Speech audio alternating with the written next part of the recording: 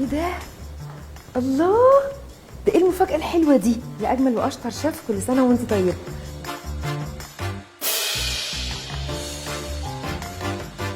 ايه ده؟ كبة بيكر؟ طب أنا عايزة أجربها. الموتور بتاعها 1000 واط، الشفرات الحلوة السداسية دي ستانلس مش بيصدي، والشفشق زي ما انتم شايفين بيشيل معاكي 2.5 لتر. نبتدي باللحمة، ضربة ضربتين وبقت كده.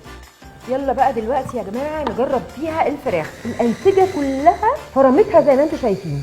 نجرب ونشوف هتعمل ايه في الطماطم. فرمت الطماطم وكانها قامت بدور الخلاط. وبنفس القطعه دي هعمل بيها بقسماط. تقدري كمان تعملي بيها الخضره والملوخيه. السلاح ده اللي موجود وجاي مع بيكر بيقشر بصل وبيقشر توم.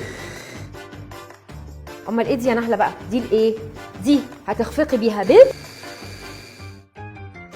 او تعملي بيها كريم شانتيه، او ممكن تعملي كيك. تطبخي بقى اسهل مع كبة بيكر.